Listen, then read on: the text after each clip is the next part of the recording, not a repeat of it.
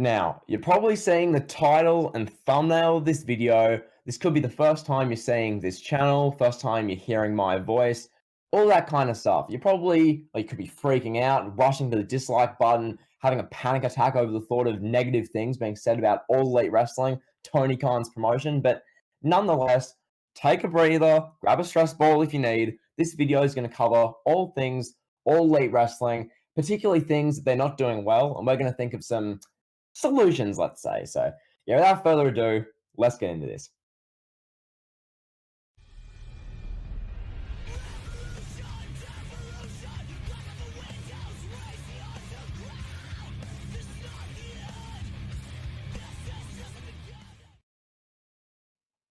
So, right off the bat, I'll kick us off with an issue that personally, it does bug me. Now, I want to just clear this up. AEW Dynamite, AEW, it's that much more watchable than like Raw, especially. Okay, if you compare Dynamite and Raw, there's no comparison. But as far as Dynamite itself, the actual All Elite Wrestling Dynamite show, one of the main issues I've had with it for a long time is how many tag team matches there are. Okay, there are so many tag team matches, it's not funny. You go through one Dynamite, and outside of the Brody Lee show, which is completely understandable, the rest of the shows have, what, minimum 3, upwards of 5 different tag team matches. I'm sure you'd agree with that, Aiden? Oh, absolutely. I was trying to, look at an episode right now, just out of curiosity, but, oh, yeah, it is absolutely insane. I mean, like you did say, the Brody Lee thing is, totally acceptable because, it just is, but, oh, absolutely insane. Didn't they do, a tag team appreciation night, and there's, the whole show that was just tag matches? I'm pretty sure I get the Young Bucks, EVPs, and they want to make the tag team wrestling a big component of their show, but there has to be, a line there, because in reality, what's happened with AEW is you turn on Dynamite, and outside of, New Year's Smash, which, outside of, special TV shows like that, pretty much every week on Dynamite, it's just, oh, let's watch Tag Team A versus Tag Team B. Let's watch this tag team versus this tag team. It's just it's just too much tag team wrestling. Okay, tag team wrestling, I'm sure you'd agree, is good. Yeah. Yeah, I mean, I'm in my opinion, I think AEW's tag wrestling is good, but they just need to cut down on the amount of matches they do with it because like you mentioned, whether it's a special Winter is Coming or something like that. Is it Winter is Coming? I don't know what the hell it's called. Yeah, they did Winter is Coming. They did that was December 2nd. New Year's Smash was January 6th. So they do those shows once a month or once every couple little while. But it's just outside of those shows, you watch AEW and it's just tag team matches. And I'm sure some people say, well, oh, but AEW is great tag team wrestling, man. It's the best tag team wrestling in the world. And 100% awesome. But there has to be a limit there. Don't have 17 million tag team matches per show because by the time you get, a few weeks down the line, casual viewers are like, I've seen these 8 random tag team matches in the past 2 weeks. I don't care to see another one, Oh yeah, it's pretty bad. I mean, considering the fact that there's and it's not just 2v2s. It's the 6-man, the 8-man, the 12-man, the 10-man. Oh, absolutely. Well, yeah, because the thing with those tag team matches, this will lead us into our next point in the style of wrestling. And I mean, Jim Ross hates this as well. I made a video on this on my own channel. The style of wrestling in these 8-man, 10-man, 12-man. I think AEW did a 14-man tag one week. The issue with that is you get these spots, which I think you can all know what I'm talking about here. These spots where you have a bunch of these wrestlers on the outside of the ring. They're against each other. They're not punching each other or doing anything. They're just standing there waiting to catch the fall of 2 guys who are leaping over the top rope. Excuse me? Yeah, I mean, I gotta agree. It's not just if you don't mind me talking about this, it's not just this is another problem I have, and I tell people this all the time. But then they go on to say WWE got the same thing. What do you mean? Well, here's my issue, and it's my main issue is that they do way too many spots a match. It's 8 suicide dives, tope cajitos, moonsaults. Yeah.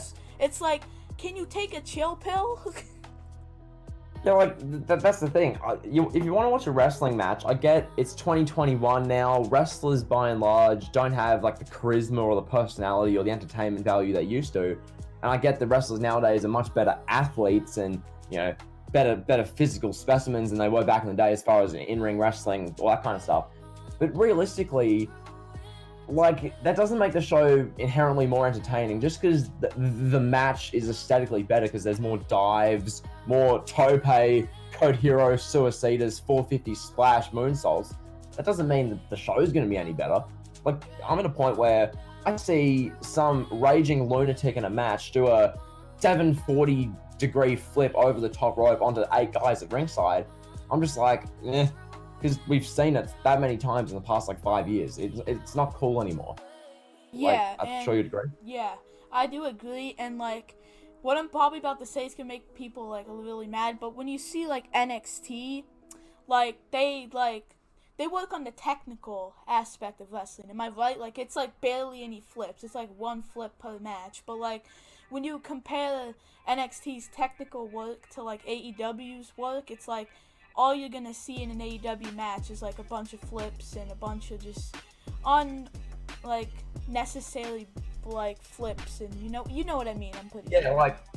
I'll elaborate on that. So basically, if you didn't quite get what he's trying to say, but essentially, like you watch NXT and you get matches like Pete Dunne and Kyle O'Reilly, which is like this like technical mat-based strong style where they're like headbutting each other's collarbones and stuff, like legitimately like punching each other. So you have that. Finn Balor does pretty much the same thing. Timothy Thatcher, Grimes, all these types. That's how they wrestle. And that's NXT. And then AEW, it's more so guys, especially tag teams, but even most of the singles guys who resort to the flips, resort to, aerial acrobatic moves. It's like trapeze acts at a circus. That's like the style more so. And yes, AEW do those like, ground and pound matches, of course, but it's so much less common than NXT. What AEW do, it's this consistent we're going to have an 8-man tag match. Let's have 17 tope, code hero, suicide, and 920 splashes because that's going to get ratings when it's not the truth. Yeah, and I don't know if you want to move to a different direction because we talked about flips and stuff, but like, is there any other like thing you want to address, or like, do you want to keep talking about like all the flips and stuff? Yeah, I think so. Yeah, we've covered the tag team matches, how many of them there are. We've covered the flips. I think really one of the main things that I also want to talk about is, like I mentioned this in my own videos, but as far as like the storytelling of like AEW, because one of the things with Dynamite, which I've talked about, which is why I don't really review it as much, AEW like to really draw on this like, I guess, New Japan type storytelling thing where, like, for example, we saw this with Hangman Page, Kenny Omega, the Young Bucks, this whole like elite storyline, which went on for most of 2020. And really, each week on Dynamite, not a lot happens. For example, I don't know, there's a Kenny Omega against Matt Jackson match or something, and then Adam Page stands ringside with a beer and then walks off. And that's like the extent of what happens. So what I'm trying to say is there's not enough like real exciting, things to happen each week, which I'm sure AEW fans watching this video will say, oh, well, that's not what Dynamite is, man. Dynamite's long-term storytelling. And to that I say, most of the times, long-term storytelling is boring. So, do you agree with that? Oh, yeah, 1,000%. And I had this to add on that I was gonna say in the beginning, but like I got distracted with the flips and stuff. Another issue I have is the production, and I know a lot of people are gonna be like, what do you mean the production is good?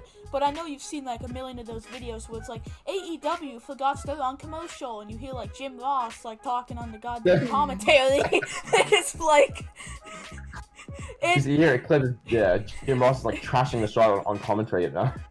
And here's the thing though, it's not like an excuse that they just started. The thing is that they hired a production crew who've been doing this for years, and they don't know how to go to commercial break. Are you kidding me? Yeah. Like, it's just stuff like that. I mean, it's TNA Impact levels. Like, I remember back like 5-10 years ago, Impact had these same like production issues.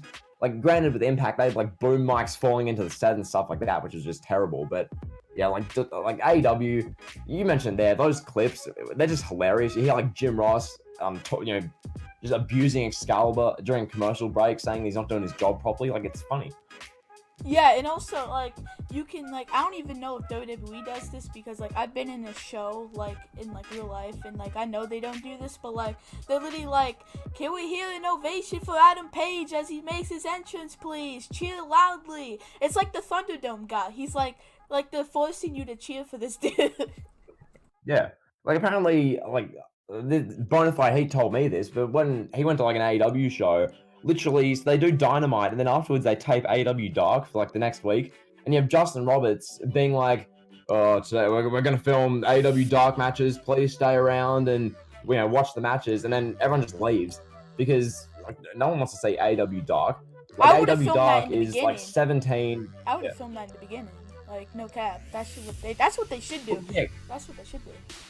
Well, but, do you? Because then people sit through an hour and a half, 2 hours of that, and then you do Dynamite and the crowd's dead. So... That's true. I think they should just have, sorry for interrupting, but I think they should just have Dark be its own goddamn thing, like that they do live, instead of, like, pre-taping, because, like, either way, you're gonna have to sit through, like, an hour and a half, like, Dark, whether it's at the beginning or the end. So, like, I just feel like they need to have that be its own thing, and spoiler, it probably shouldn't be, because it would probably get 0 tickets besides Billy Gunn sitting at ringside going, yeah!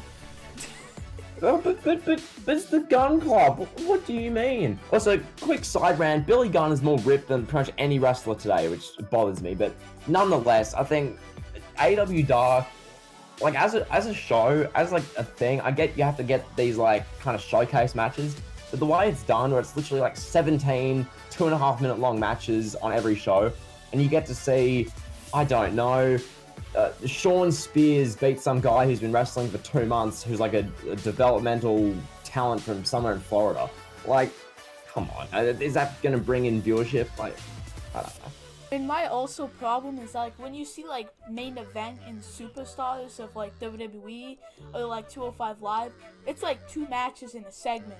Then you have Dark with, like, 18 matches per show, just literally jobber matches, and, like, no one wants to see that. And sometimes they'll bring in Kenny Omega, the Young Bucks, into Dark so it can get a little bit of extra pop of 10k views. Like, yeah, like that's the issue. Like, yeah, you bring in Kenny, you bring in the Young Bucks, it's like, okay, I might, maybe if I feel like it, watch the 2-minute clip of their match from Dark on YouTube. That is it.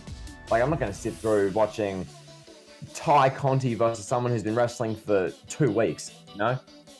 it's just bad. Like sometimes there's like a good Dark episode, but usually it's just a jobber fest. It's like you said, it's like Sean Spears versus like some random jobber who's only been like wrestling for 2 months or like a month or a few weeks, or just some random guy they found off the street that we don't even know who the hell they are. Like, Dark, like, I know it's supposed to build like talent and stuff, but like, if you're gonna do that, don't put like 18 matches that are just unnecessarily on the show. That's like a full like 2 pay-per-views slapped together. Like, Jesus. Yeah.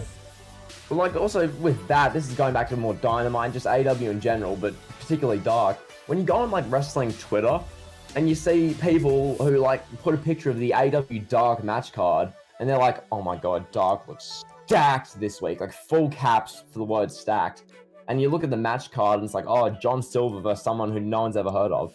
Oh wow, we get Adam Reynolds versus Steve Smith. Like, who is that? Who are these people? Steve Smith. But this is stacked. It's like, okay, dude, okay. And it's like, that's the kind of thing you get with the AEW fan base, because it's such like a hardcore, like this fan base is very much of, look, I've been watching indies for years. This is the ultimate indie promotion on a mainstream stage, competing against the almighty WWE. I'm all AEW. I'm all elite, damn it. I'm gonna wear my all elite wrestling t-shirt. I've been with them since Cody announced it on January, 2019. Like, this is the kind of thing you deal with AEW. It's, oh my god, Dynamite looks stacked. And it's like Cody versus some jobber who he's clearly going to beat. And you're just like, come on. Yeah, and I think another thing is that, what was I going to say? It's, Oh, it's like the wait, what was it gonna? I completely forgot what I was gonna say. It was something to do with what were you just talking about? It was like jobbers, right? Oh no. Yeah, I like, got well, it. People would say yeah. like Dark is better than like Smackdown sometimes. Like it's like Well, those people are always going to say stuff like that to try and be cool and be like, stuff you, WWE, I'm an AEW fan. But it's just like, stop lying to yourself. The AEW Dark, in no world, since Reigns has come back, has been better than SmackDown. Like, hell no. stop it. Hell no. You go from a show with Roman Reigns, the biggest star in wrestling, no doubt like about it, no debate. Biggest star in wrestling, Roman Reigns, and the best storyline we've seen in literally years in WWE.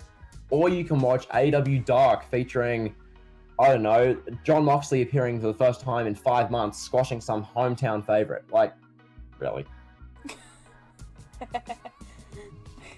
Alright, so we've covered tag teams, flips, production, and now AEW Dark. So what else is there to just go? Oh my god, Now look, I think one thing I'd also want to talk about, not in too much detail, but we could cover it in fair bit of detail, the roster itself.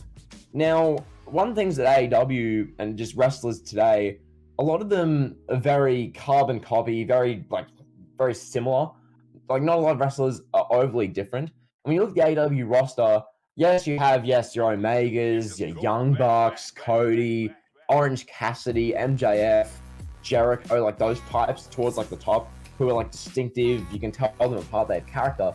What I want to talk about here is the fact that like the bottom half of the roster, so to speak, that makes sense. The roster who is like, AEW Dark regulars or barely gets Dynamite time, most of them are they're like the same. They wrestle the same style, very similar look, promos aren't really great. It's just so many of the personnel, like a bunch of them, are just very, very similar. I think it's fair to say.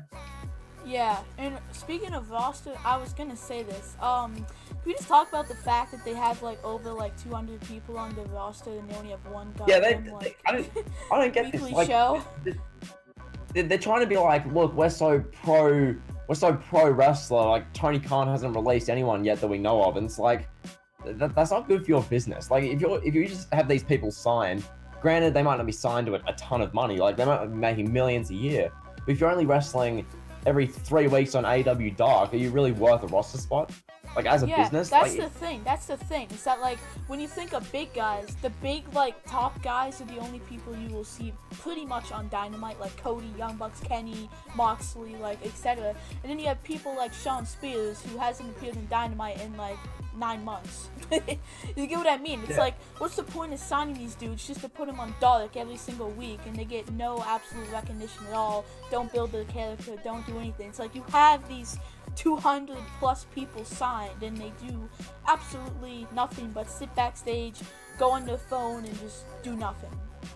Yeah, like because then they're trying to keep that like reputation to the public of we're such a pro wrestler company, we won't release anyone. The evil WWE released their wrestlers. Look what they did in April, where they cut a bunch of people during a pandemic. But then you see AEW and it's like they're just hoarding and stockpiling wrestlers, and it's like a bunch of these wrestlers, like as you say, a bunch of these guys won't move the needle, and you're just having them on your roster for the sake of having them on your roster, when all they're going to do is have a match on Dark, maybe they'll have a Dynamite loss versus Cody Rhodes, but that's like it. So you have that, and you're just like, well, you might as well cut some dead weight, financially benefit your business, and then nothing's going to change as far as the product. It's just going to be, you're going to be better off financially. Like, it makes sense. Yeah, and another thing I want to add is I'm pretty sure they did release someone. I think it was Ben Carter. And I just want to say, I am so glad he left AEW. I don't know if it was AEW or Impact, but he was on one of them. But I'm glad he left because he's doing great in NXT UK now. So, there you go. Yeah. I think he was on Dark every goddamn week. But, like, yeah, he definitely made a good move of leaving because being on Dark every week is, compare that to being on NXT UK every single week. Remember when Dark was like, I mean, for the first like few shows when they had a thing like Kenny Omega against like, I think it was Joey Janela in some like hardcore match, they actually like had matches. It was like a 1 hour show, like 3 matches, and all of them were like captivating. There was a crowd like at the arena because this was like during the Dynamite tapings.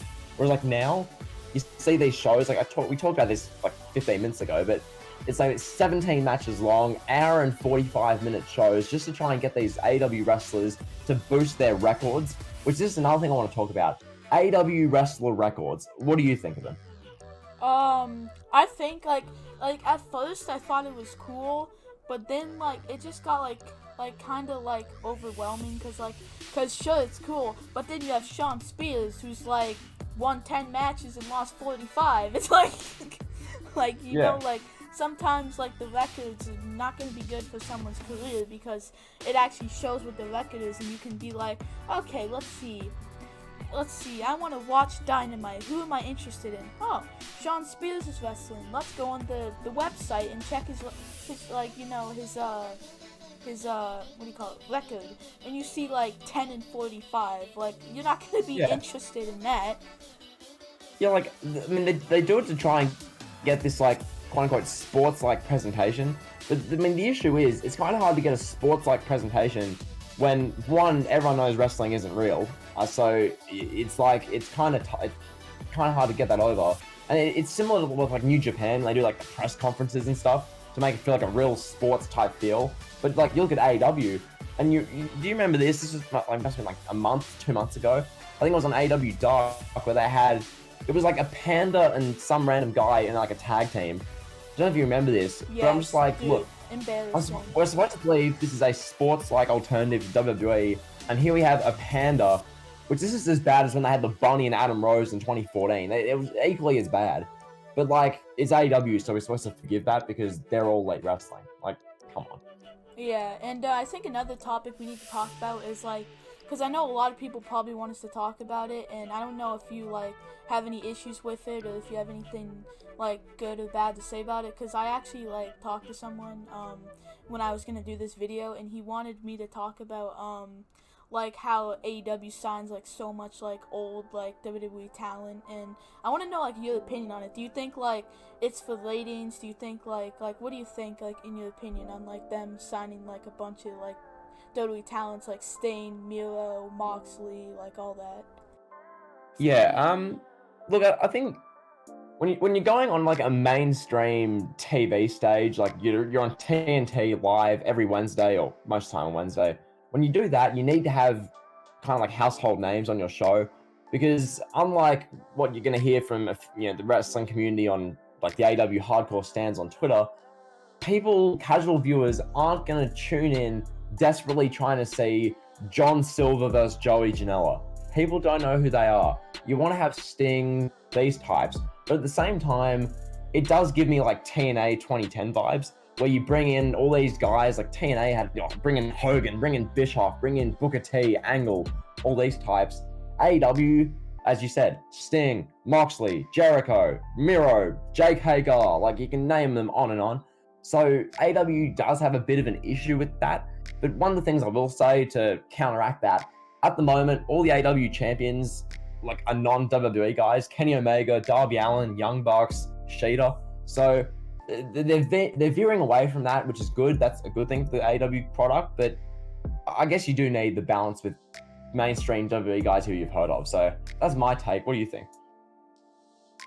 I think, to be honest, like I get what you mean. Like, you're obviously gonna want people like Sting, Omega, like on your show, because like that's what you're gonna make money off of. You know, like you need to have like some like big amount of people like on your roster who have recognition, right? You know, so then you make money, you get ratings, you get like watches on YouTube, flashbacks. Kenny Omega versus Jon Moxley for the AEW World Title. Winter is coming.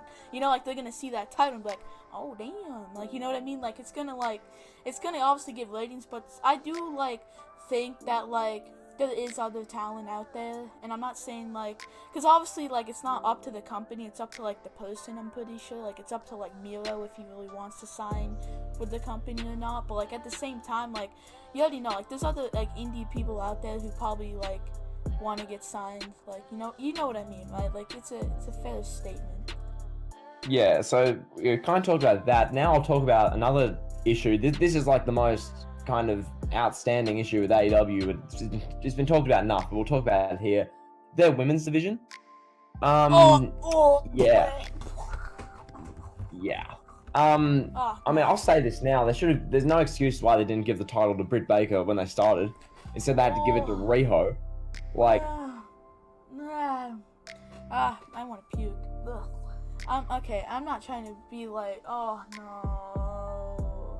The women's division is terrible. Absolutely yeah. trash. I don't know if like it's just the wrestlers or like the amount of time they give them, but it's like here is Britt Baker versus Nyla Rose, 2-minute squash. That's it. No more women's matches in the show. Like they don't give them TV time, and like you compare it to like NXT where you get like a 30-minute like Raquel versus Rhea Ripley match. NXT main event shows with like Tony Storm and Rhea Ripley for like 20 minutes, or like Io Shirai and Candice LeRae in some like ladder match for the title, and you're like genuinely you care about it, you're interested. AEW have like I'm a fan of Abaddon. She's like pretty much the only one I really actually care about, and then you have the rest of the women's division. I mean, Ty Conti and Anna Jay get ratings, but really outside of that, it's like, can you name people? Like Britt Baker, she's still in a wheelchair or not? Like, what's going on? Yeah, I don't know. It's kind of odd when you look at the women's division because like I think this should be our last topic because this is probably the most like one people would probably want to talk about, and it's the women's division. Yeah.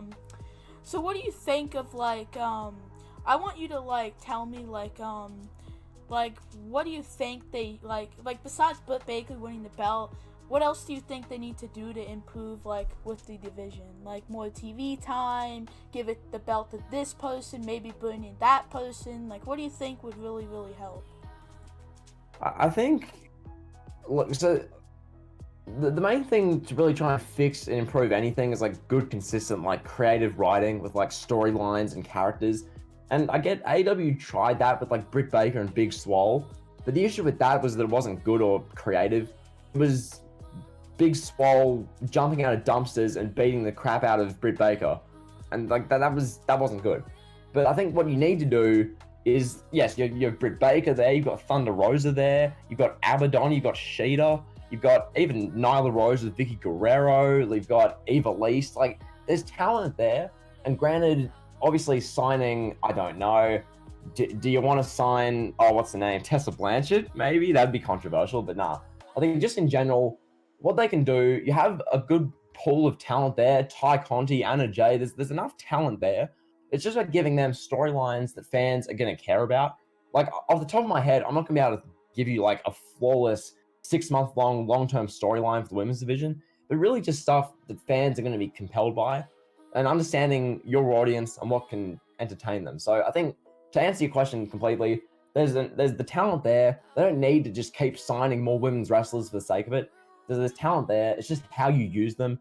Because having Ty Conti versus someone in a 2-minute match on Dynamite, that's not how you use Ty Conti. Like, come on.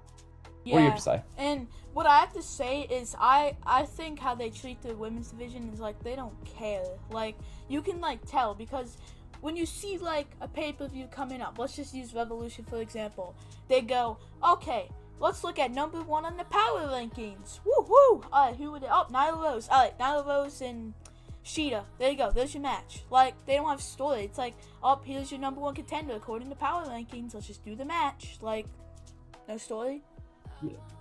Also, the other issue with the women's division is the title belt itself. The belt itself, it worked for Riho because it like fit her, but then you have Nyla Rose holding that title, and it looks like she's holding like a toy made for an 8-year-old. Like it's the terrible. belt itself. Small. Like you look at the AEW men's world title is this giant, what they call it, pretty platinum. It's like this huge, blinged out, amazing, like phenomenal title belt. Then the women's title belt looks like they put all the funds and resources into the men's one. The women's one, they got nothing, which is just that's like sexist. Like you look at the title, it's so small, like it doesn't look prestigious at all. It looks like some random belt you'd see at some like Toys R Us. Like, come on. Yeah, like if I look at that and compare it to the world title, it makes me feel like a toy like United States title versus the actual United States title. Like when you look at the title, it's way too goddamn small. Like you made a fair point. Like if you put the title on like Nyla Rose or like, I don't know, Nia Jax, for example, that thing's gonna look like a like a small little goddamn toy that you just hold around. Like, that's nothing. Like, put some damn effort in.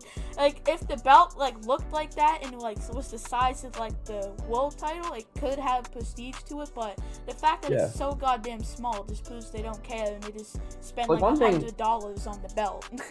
One thing they could do, which I think would be cool, as far as like how the Elitists would fix their women's division, one thing you could do, could have Britt Baker like go on like a vicious streak, like assaulting everyone and whatnot. She's determined to win the women's title. Then she beats Sheeta in like brutal fashion. And then the next week on Dynamite, Britt Baker unveils like the new AEW women's title. And not to be like a rip-off of the men's world title, but some really blinged out, like super sick belt. And then everyone's like, oh, damn, now I care. Like, Britt Baker's champion, the belt looks cool. You know, there's a bunch of good talent there. Then people will care. But AEW don't do that. They're just going to have probably Sheeta have a 2-minute match versus a nobody on Dynamite. And then Sheeta's going to beat, I don't know, Nyla Rose again. Like, you see what the problem is? Yeah, and here's another thing. So, like, if they, like... I was like thinking about this, and if they actually did this, I would laugh. They like grab the men's world title, change the strap to white, and then change it to say men's to women's. I mean, they could do that. That'd just be like that's just like the WWE Championship and the Women's Championship. It's the same belt, well, just different strap. WWE, I hate how they do it. Like they have the giant like W. And then they just have the backing leather is a different color. It's as lazy as you get. Like, at least go to some creativity. Like, the TNT title, at the moment, looks fantastic. The Darby Allin one, where it's like the black strap, it looks phenomenal. But I think the women's division in AEW, we'll close the video with this. They need a championship belt that looks like something you'd want to win. Because the belt they have at the moment, it's like, who really cares? Yeah. So I guess, like, that's the video. I mean, we've been ranting for, like, 32 minutes now, according to, like, my timer. So, I mean, this went to plan. We discussed that we need to just do, like, a 30-minute rant about the problems with AEW. And I'm pretty sure I'm going to leave timestamps, like, of each topic in, like, the description or the pinned comment.